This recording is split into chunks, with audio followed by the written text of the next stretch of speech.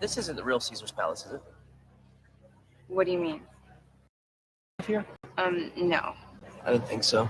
I went to Vegas last weekend. Pretty crazy. Vegas, baby, Vegas! Gentlemen, welcome to Las Vegas. Why don't you give me half the money you were going to bet, and we'll go out back, I'll kick you in the nuts, and we'll call it a day. Some guys just can't handle Vegas.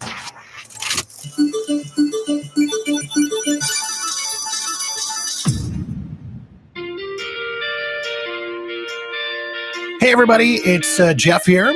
Welcome to a special video update with the Jeff Does Vegas podcast. As mentioned, my name is Jeff. Hi everybody. Anybody that happens to be checking it out, anybody that happens to be watching this live, anybody that happens to be checking out the replay afterwards, just wanted to take a couple of moments to welcome you here to this little video update and what we've got going on here for you.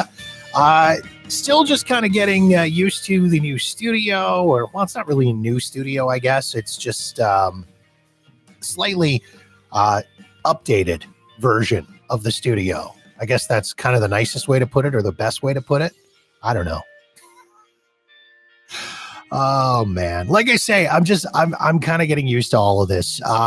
If you've been following the Twitter feed, or you've been following me on Facebook, you know that I did a studio teardown this week. Managed to basically not gut everything, but just sort of pulled everything out, disconnected all the computers, moved everything out of the room, and repurposed the space a little bit, just so it was a little bit more user-friendly for me. I guess that's kind of the best way that I could put it. Things were not set up quite well. I'll fill you in. I'll kind of take you behind the curtain on this here. So basically, the room that I use, it's a room in my house, and it's in my basement. It's my office in my basement. And there was a time when I worked from home, which was great. I had a gig that was essentially a call center job, and that allowed me to work from home. And I was all set up at home, so I built this office down here in the basement, and it was fantastic. It was a great setup. That job changed. I ended up going into a position where I was going to actually have to leave the house and put on pants, which I'll be completely honest with you, I was not excited about to start with. Not that I never wore pants while I was at work, but yeah, okay, I didn't wear pants when I was working. Occasionally, that did happen every once in a while. Anyways, so yeah, so I repurposed the space. I did some shift around. I moved some computers around. So you'll notice now in the background, see, there's like stuff happening in the background of my studio now. So as opposed to before, where you would be staring at, a closet door, and you'd be staring at you'd be looking at some boring stuff, like I say, a closet door, or the door to the room. Now you're actually, you got some eye candy in the background with some Vegas Golden Knights jerseys and some computer monitors, and see that stuff like that. And eventually I will fix the brightness on the monitor that's back here behind me, that, so you can actually see stuff that's on there. It's, it's just a little slideshow. It's window dressing, it's eye candy, but it's stuff that I wanted to do. Oh my gosh, getting a phone call from the Fabricland Society of People for some reason. Okay, there we go. Sorry, it's the joy of live video. Anyways, I don't even know why that came through there. Anyways, so I don't even know why I have a landline anymore, quite frankly. So what am I here to talk about? Yeah, so the studio update and upgrade and stuff. Again, it's all just kind of window dressing and just made things a little bit more functional. I put up some acoustic paneling in the room here, so that it's a little bit it kind of deadens the sound a little bit. It's not quite as echoey when I'm on the mic and recording. And yeah, it's so far so good. I'm happy with the way it's set up. Okay, so the real reason I'm here, I just wanted to provide everybody with some updates on some stuff that's been going on. I wanted to talk a little bit about my New York City vacation, which initially I didn't want to do an episode about it, because it wasn't you know, I mean, it wasn't a Vegas trip. It wasn't really Vegas related at all. Other than I did share some stuff on Twitter, and which was kind of cool to get some reaction on Twitter and hear back from some listeners and people asking me questions about the trip and the vacation. I was there with my wife, which was kind of nice. We had we're celebrating our 20th wedding anniversary this year, and New York City has always kind of been it's always kind of been on our list. I don't want to say bucket list because that's like something you do when you're dying, but I mean, I guess technically we're all dying eventually. But anyways, wow, this video cast is really taking a dark turn, isn't it? Anyways, yeah, so we've always kind of wanted to do New York City. It's not necessarily an easy place for us to get to. We're located in Western Canada. It's, you know, it's a long plane ride. It's like a 4.5-5 hour flight to get to New York City from here in Calgary. So, you know, we had to actually, you know, kind of work at it to get there. So this was a trip that was long time planned and a long time in the works.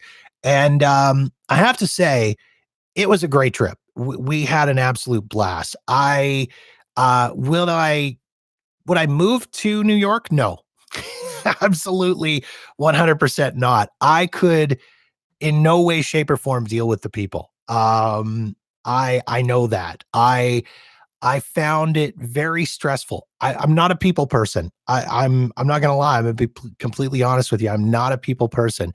So just the sheer mass of humanity in New York was just right from when you get off the airplane at JFK Airport and you step off.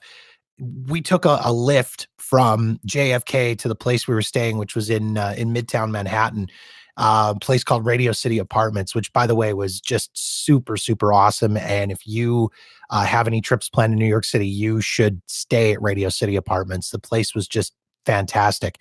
But I digress.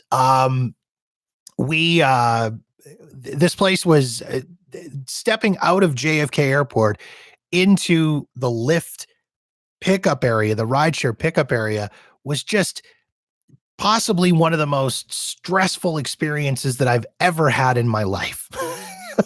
I don't even know any other way to describe it. I'm used to, I mean, I use Lyft all the time in Vegas, and you know, you get off the airport, you go to this pickup area in the parkade, and it's very well controlled and it's somewhat organized. This was just lunacy. You get off there and it's this massive humanity of people and cars that just can't seem to make their way in. And so you're trying to look to see where the vehicle is that's supposed to be picking you up, and it's not where it's supposed to be. And it was, pardon my French, but it was a fucking nightmare. Anyways, you know, I normally don't drop F-bombs in these videos or in my podcast, but that's how crazy this was. And then the ride from the airport to the hotel where we were staying, I mean, that was something in and of itself. Because I mean, it was an hour, just about an hour's ride, which, you know, again, to me, that commute is nuts and traffic's not going anywhere and anything. So we get dropped off at our place in Midtown Manhattan. And again, Radio City Apartments is the name of the place. And it was great.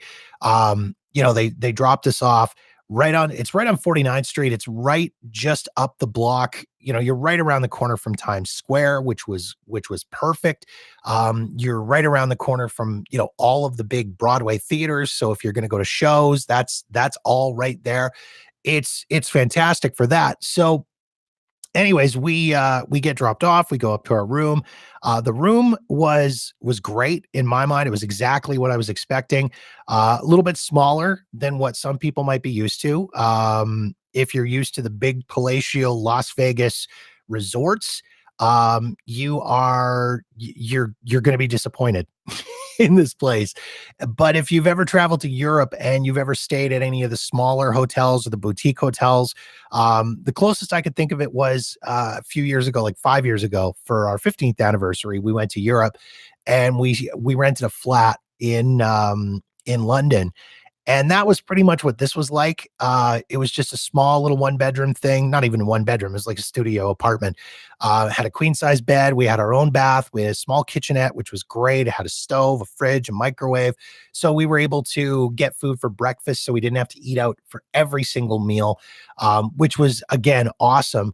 And reasonably for Midtown Manhattan in New York City, reasonably priced. I think all in, it worked out with the taxes and fees to be around just over $200 a night, probably about $225 a night, which, again, we were there for 8 nights. So it was quite the trip. It was a long time that we were there, and it was an absolutely perfect location. I mean, you couldn't, I just, again, I can't say enough good things about this place.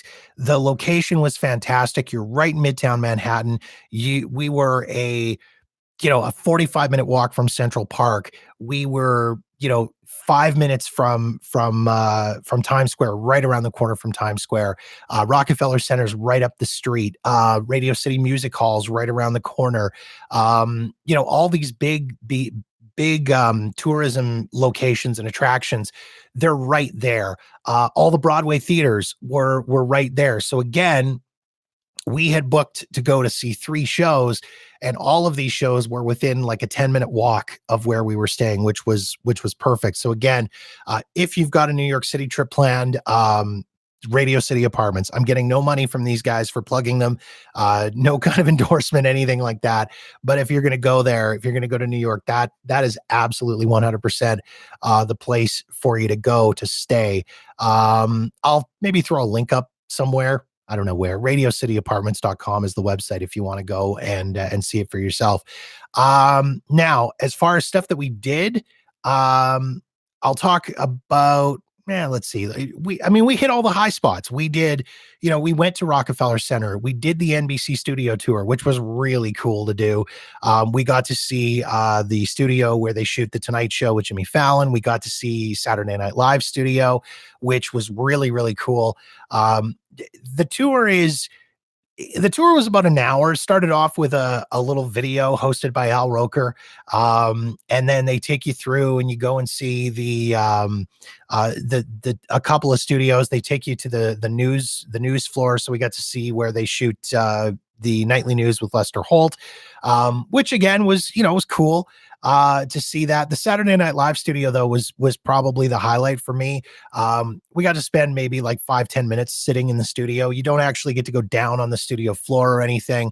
And because it's the off season for Saturday Night Live, they weren't shooting anything. So there were no sets set up and no celebrities wandering around or anything like that.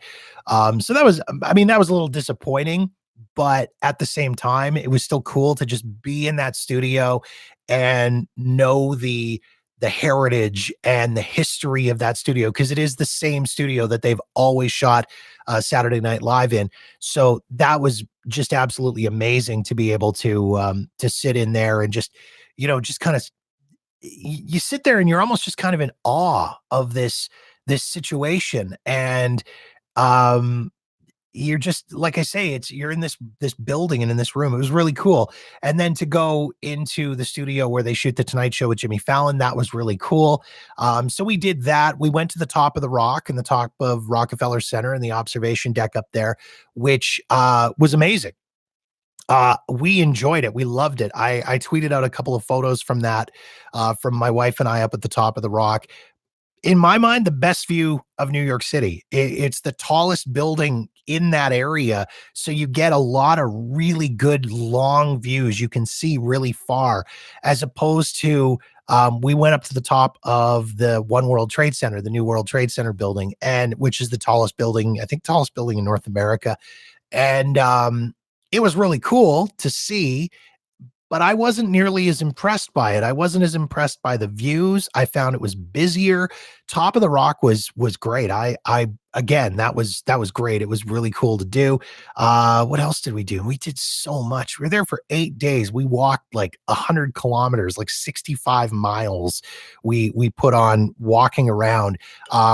We went to a Yankees game at Yankee Stadium, which was really cool to do. Took the subway to the Yankees game. That was insanity. Subway stressed me out a little bit. I'm not gonna lie to you. It stressed me out just a tad. It's just so many people crammed in. We didn't see any real weirdos on the subway, which was kind of nice. That was good. We didn't get pickpocketed. We didn't get robbed. We didn't get threatened. So again, these are all positives. Yeah, so we went to a Yankees game, which was great. What else did we do, man? We went to the FDNY museum, which was really cool to see. Just a nice small little museum, which was kind of neat to go and check out. Did take a walk past the Ghostbusters firehouse, which was kind of cool to see.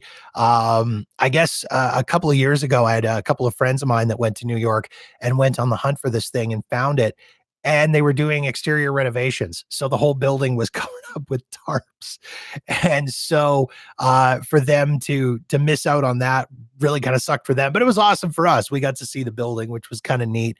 Let's see what else. We did the Intrepid Air and Space Museum, which is an aircraft carrier. They've got a space shuttle on the aircraft carrier. It was kind of cool to see that. We walked through Hell's Kitchen. We walked to Central Park. Central Park was absolutely amazing. It was a real nice escape from the city, to go and sit in Central Park. That was really cool. We went to a taping of the Late Show with Stephen Colbert, which was kind of awesome to do. We sat in the audience. We were in the upper deck. We made it on TV, which was kind of neat. My aunt actually sent me photos that she took of her TV. She watched it that night, and we could see ourselves in the photo, and she could see us on TV, which was kind of neat. So I'm basically world famous now. Let's see what else. Oh my God, we did so much. I kind of made a list of stuff. Oh, I went to church. What? My wife really wanted to see St. Patrick's Roman Catholic Cathedral, and St. Patrick's Cathedral is right across the street from Rockefeller Center, and it's stunning. Like I'm not a religious guy by any stretch of the imagination, but I will tell you this. It's absolutely amazingly stunning to go and see this church.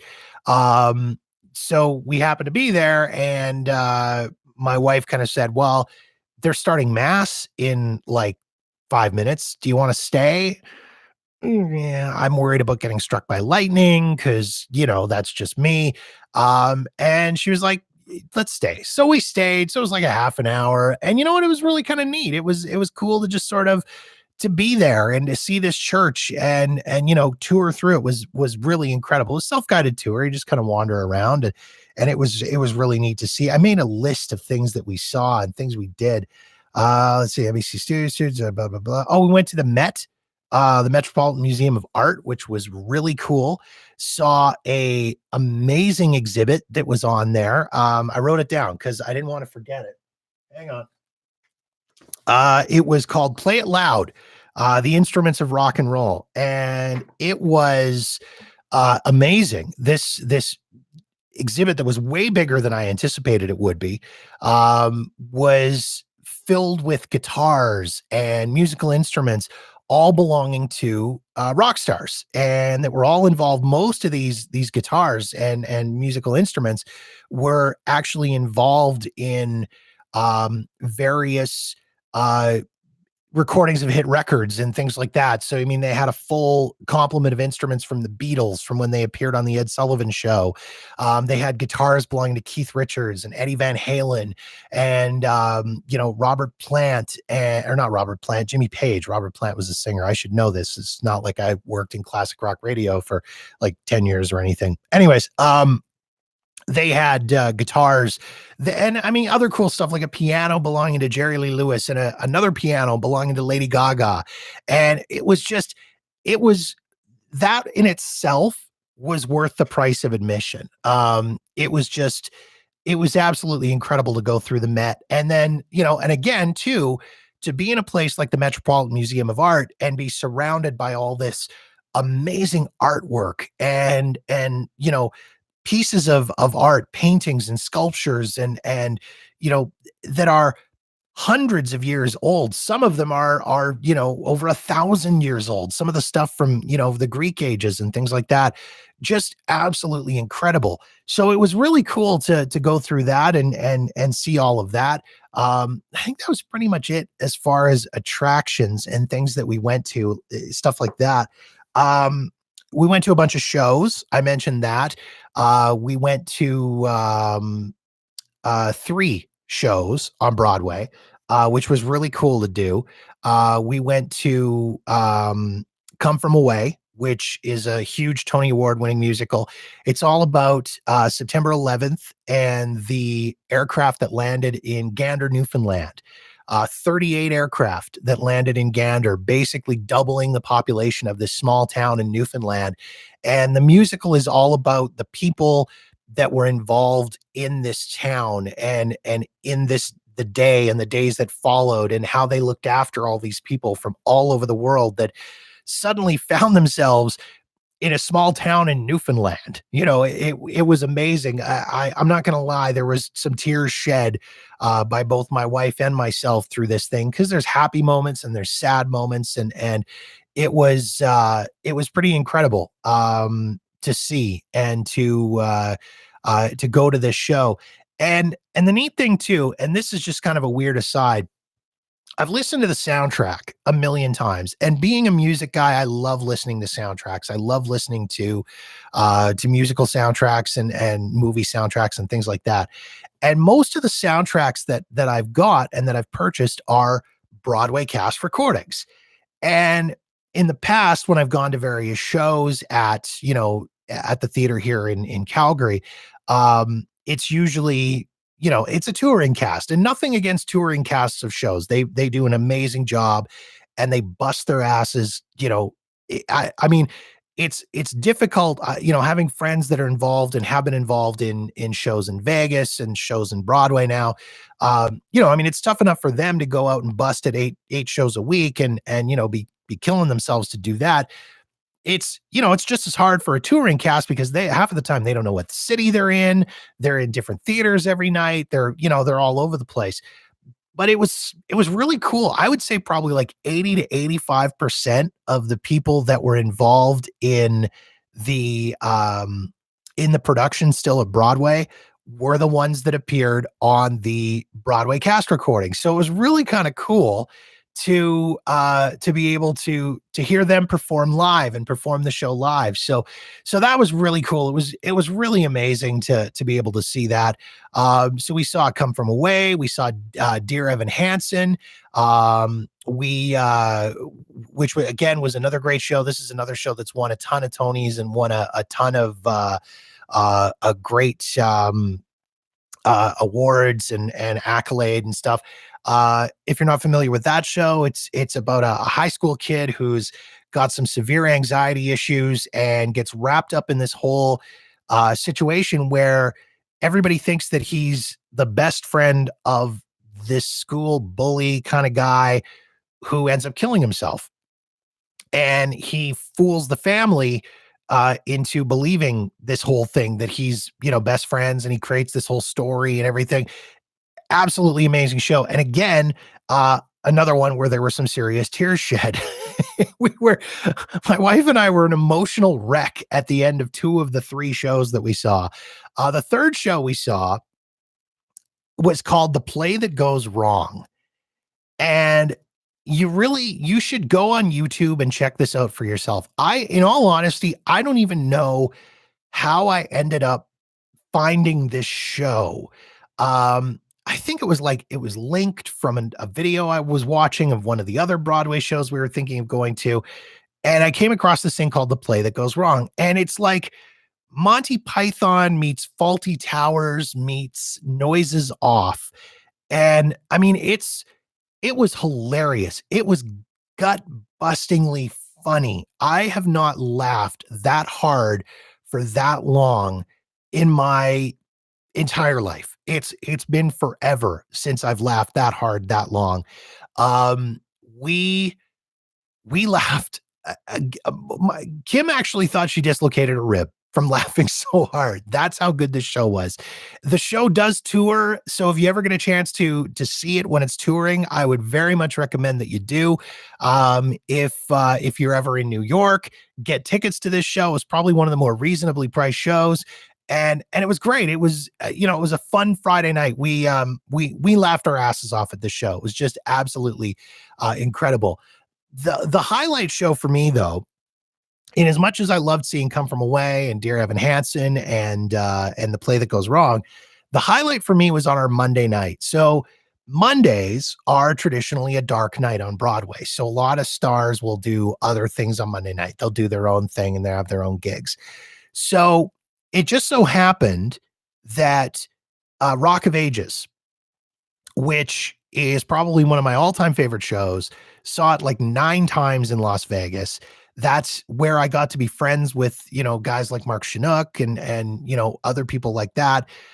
That's been my connection to Las Vegas, has been Rock of Ages. So it just so happens that this is the 10th anniversary of Rock of Ages on Broadway.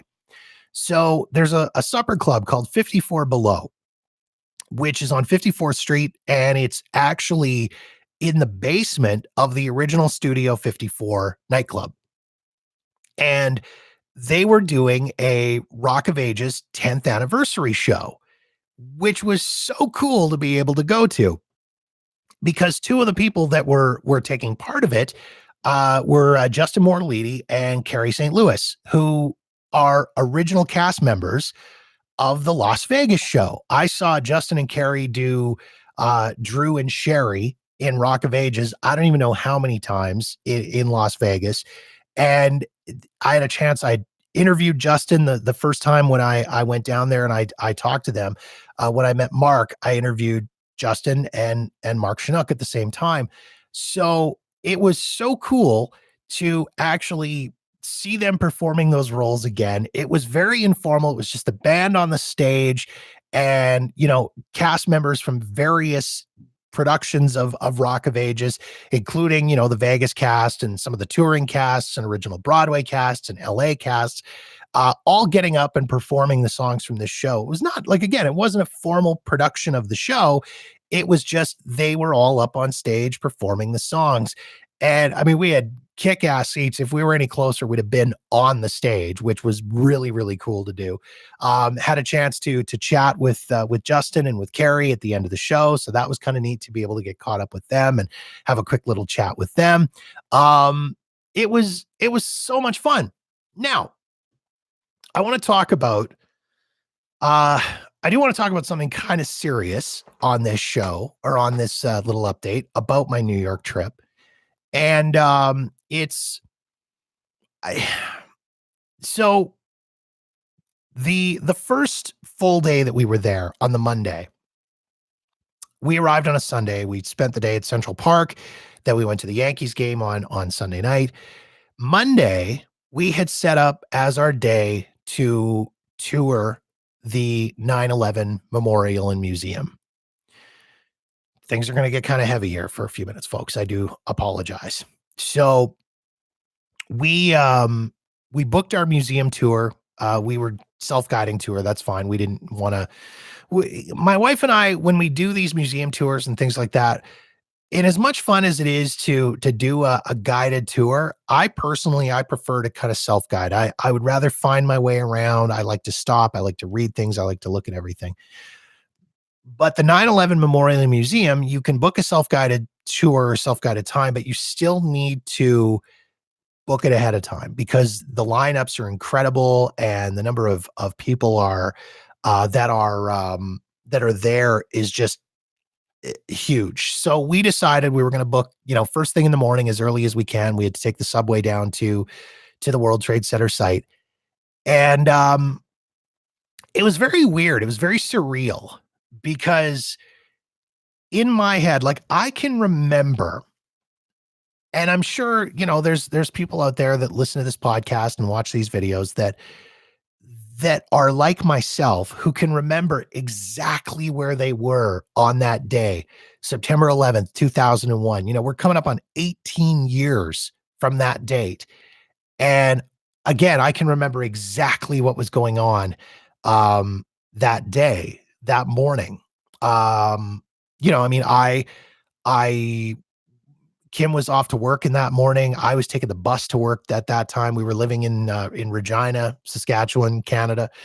And Kim woke up to go to work, to drive to work. And she woke me up as she was getting ready to go and said, hey, she watched the news, a plane crashed in the World Trade Center. And much like everybody else, I thought, you know what, it's probably a small plane, bad weather, whatever. So I got up and I turned the TV on and I'm sitting there and I'm watching TV and getting ready to leave. And then that was when I saw the second plane hit live. And that was when, I think everybody had that same holy shit moment, right? So as I'm riding the subway to where we have to get off to go for our tour of the 9/11 Memorial and Museum, in my head, I'm thinking about all the people who that morning were doing exactly what I was doing at that moment. All the people that were riding the train to work at the World Trade Center. I'm thinking about it. That's just what happens. I'm thinking about that. Then, we get off in the station and they've created this amazing, it's like a shopping area where you come off of the subway stations. And so we walked around very briefly in there and then we thought, okay, well, we better head out to go up to our tour. We were quite early and it was early enough in the morning. It was about 8:30, maybe 8:45. Our tour was scheduled. Our admission time was 9:00. So we decided to walk around the reflecting pools outside. Now, if you're not familiar with this and what this is, basically the reflecting pools are these giant pools that have been built in the footprint of where the original Twin Towers were. So they're these giant water pools squared out the same size as the base of the buildings, and it's just cascading water that cascades down off the sides and then again down into the bottom, into the middle, and it's beautiful. It blocks out the noise of the water, blocks out all the city sounds, which is really nice. It's very peaceful. They've got all the way around the edges these metal plaques that lay out the names of victims of not both the 9/11 attack and the original World Trade Center attack, which happened, I believe, 1993, which was the truck bombing at the World Trade Center. And I mean, it's very peaceful at that time of the morning. And you're walking around and every once in a while you see a flower put in one of the names, and they have signs up that explain what these flowers mean. And sometimes it's flowers that have been put there by the by family members or by people that have lost people in the World Trade Center attack. They also, when it's a victim's birthday, the workers at the 9/11 Memorial Museum, they actually go around and put flowers on the names of various people. So it's lovely. And again, very peaceful. They call it the reflecting pools, and I can see why, because as I'm standing there in the footprint of these buildings, and I'm in my mind, again, I'm picturing, I'm imagining what was going on that morning in people's minds. And I'm you're thinking about it. And so we finished walking around. We walked around the full perimeter of both of the reflecting pools, which again was just beautiful. And then we went and we did our tour of the museum. And again, tears were shed. You saw amazing things. You saw video footage, you saw photos that, maybe you'd never seen before. There was artifacts from the World Trade Center, from, that had been pulled out of the collapse, and pieces of the building, and, aircraft parts. And you see, some of the ridiculous things that survived the collapses of the buildings, including things like, wallets and photos and, paperwork that maybe survived the collapse. Just, silly things that you don't think about, but, would have been there because it's an office building, right? And so we did our tour, and again, it was, it was breathtaking. It was, there's people walking around in the building and they're crying because you don't know if they maybe knew somebody who was killed in the attacks, or they had a family member. Again, there's people walking around and they're crying, and seeing some of the video and hearing some of those frantic phone calls from people that were trapped in the buildings, who were phoning family members to say, I think I'm saying goodbye to you. This is possibly the last time I'm ever going to hear from you. Or you're ever going to hear from me, or I'm ever going to talk to you. I love you, and I'm saying goodbye.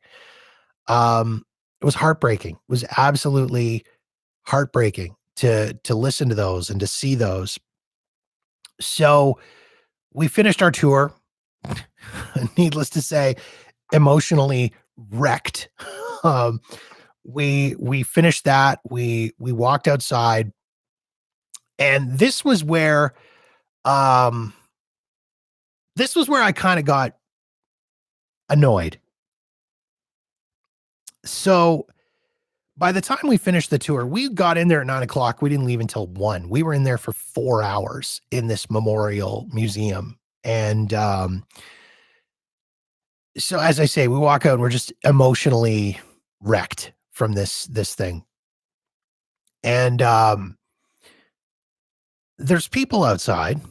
It's gotten considerably busier by this point, obviously.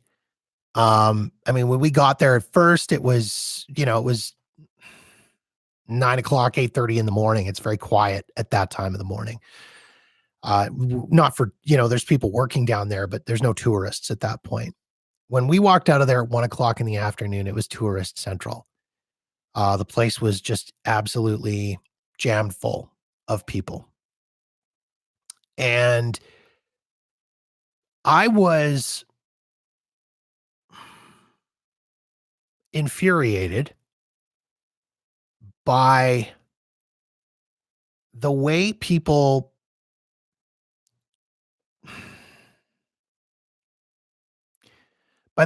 treated the site as just another tourist attraction. I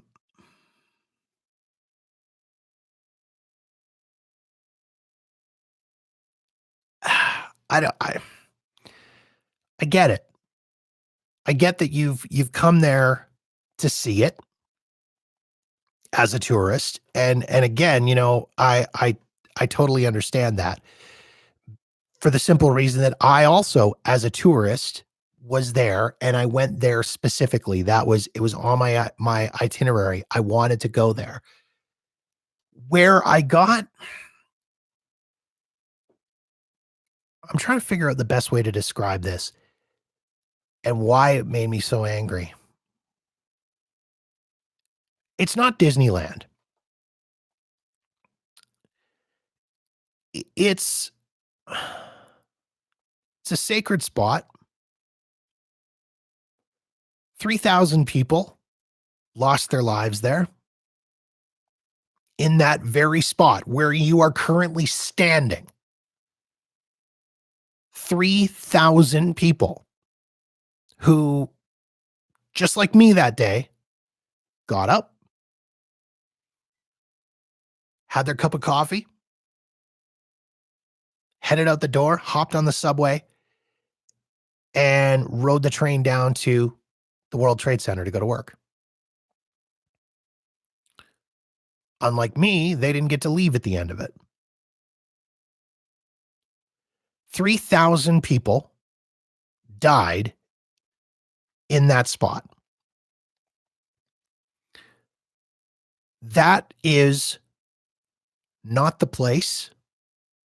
In my mind, this is, and again, this, you know what? If you're this person, good for you. But for me, this infuriated me to no end. It's a place where 3,000 people lost their lives in moments. It's not the place for you to be taking duck-lipped selfies with the reflecting pools in the background. And I saw that. I saw a lot of that, as a matter of fact. And it made me sick. It really did.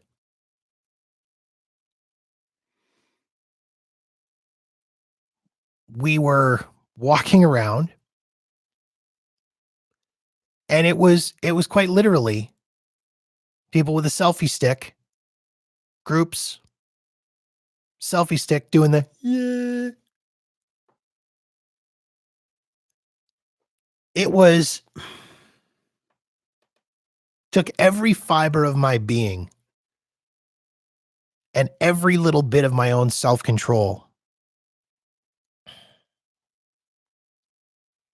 to not walk up to those people and just look at them and go, what the fuck do you think you're doing? What is wrong with you? Like, would you do this at a funeral home? Would you do this if this was your mother's grave?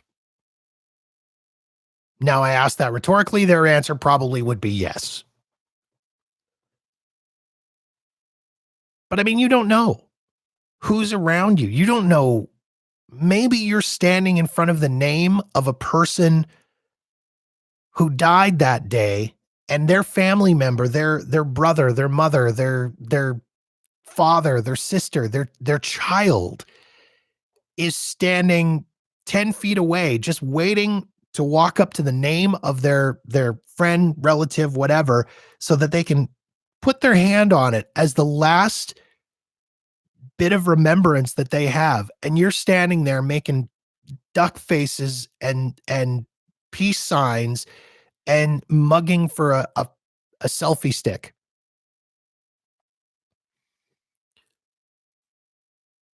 It made me sick. In all honesty, it really did. It made me ill.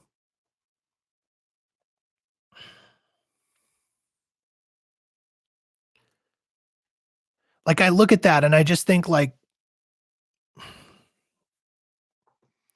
it's right up there. And this has been a thing lately that I've seen online. It's right up there with the people that go to Auschwitz and go to the tours of the concentration camps in Germany and take weird ass selfies and photos of themselves. This has kind of also come up recently with people that are, because of the success of the TV show Chernobyl, people have been going, you can tour the Chernobyl sites. You can tour, I believe the town's called Pripyat. You can tour that town that was completely evacuated after the Chernobyl disaster. There's people that are going and taking highly inappropriate Instagram pictures.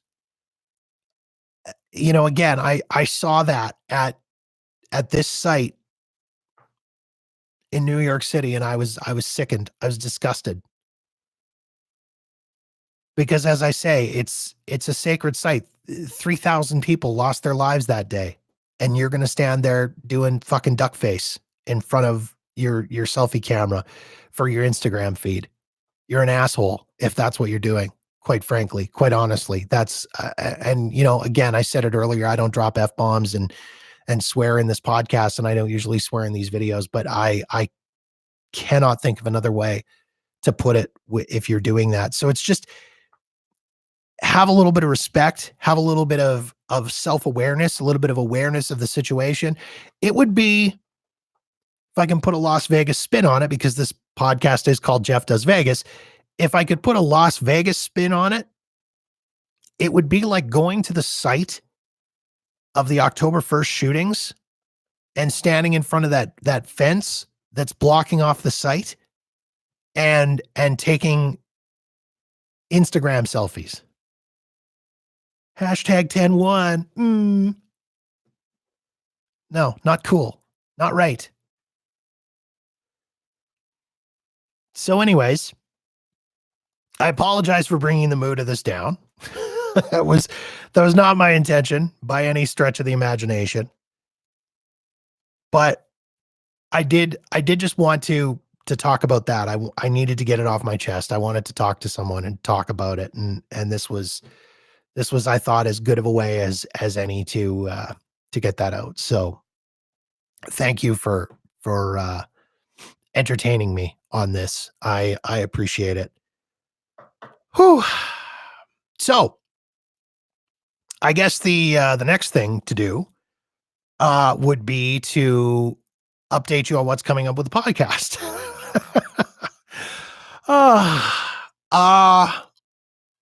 Again, I'm sorry. I did not mean to bring it down like that. I felt like I needed to get that off my chest. I feel better about it. And again, I just hope that that you, as a viewer, as a listener of the podcast, will just kind of, again, a little more self-awareness. That's all I'm asking of people, is self-awareness of your surroundings and sensitivity to a situation, because we seem as a society to have really lost that. I guess that's kind of the only way that I can think of putting it. So there you go. All right. So what's coming up on the podcast? Lots of things are coming up on the podcast. First of all, I leave for Las Vegas on Sunday. That's June 16th. That's this coming Sunday. I am so looking forward to this. In spite of the excessive heat warnings that have been issued for Las Vegas, I'm seeing all kinds of stuff popping up on online as far as the weather and what the weather's looking like and things like that. And it does not look good. Well, I mean, it looks great if you're into heat, but anyways, like 111 degrees, which is just insane in my mind. But anyways, I digress. Yeah, leaving for Vegas on the 16th, there until the 21st, coming home the morning of the 21st, staying at Bally's on this trip, which is going to be kind of fun. I've stayed there numerous times before, but this is the first time that I've stayed there since I started doing the podcast. So I'll be able to give you guys a full review of Bally's, which is going to be kind of cool. I'm looking forward to that. Going to be attending a Monday's Dark on the 17th, of course. Looking forward to connecting with a few different people while I'm there. I'm going to be connecting and having a bite to eat with Heather Ferris from Vegas Aces. Heather was appeared on one of our past episodes talking about table games. Heather runs an online dealing school and teaches how to deal table games and how to play table games. So we had a great episode and a great chat. So I'm looking forward to having lunch with Heather. That's going to be a lot of fun. Also going to be connecting with MJ and Bree, who are the hosts of the Keeping It Casual podcast, which you could check out at keepingitcasualpodcast.com. They're a lot of fun. I love listening to their podcasts. It's kind of a neat little take on life, and you get a good little glimpse into their lives and into their relationships and what they've got going on in their lives. It's kind of fun stuff. So I'm looking forward to connecting with them. Planning on trying to get some interviews for some upcoming episodes put together. I've got a few things on the fire. I don't necessarily want to tease you with some of these. So, make sure you just keep it tuned. As always, would love for you to catch up on past episodes. You go to jeffdoesvegas.com to catch up on all the past episodes. Subscribe absolutely free on Apple Podcasts and Spotify and Stitcher and Podbean and pretty much anywhere else that you can get your hands on podcasts. You want to make sure you do that as well. Patreon.com/JeffDoesVegas. Still looking for people to jump on the patron program there. So that's kind of fun. Yeah, I think that's it. I think I've hit all the high spots and what's coming up and what we've got going on with the show and with the podcast.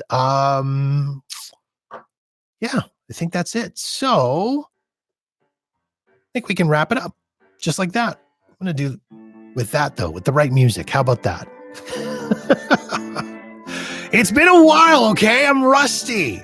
It's been a couple of weeks since I've had a chance to sit and chat with all of you crazy people. So again, thank you very, very much for jumping on and checking out the video.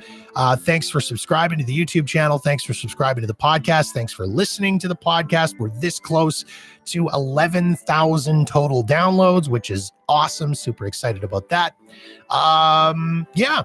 Oh, and if you're going to be in Vegas this week, 16th to the 21st, feel free to reach out via social media at Jeff Does Vegas. I'm on Twitter, Instagram, and Facebook. Drop me a message and maybe we can connect while I'm in town. There we go. All right. Thank you again for jumping on here and taking a listen and taking a view. And I love you all. And thank you for entertaining my little bit of insanity and bringing the entire show down. Oh, man. My name is Jeff, and this has been a special video update with the Jeff Does Vegas podcast. Have yourself a fantastic rest of your day. Bye.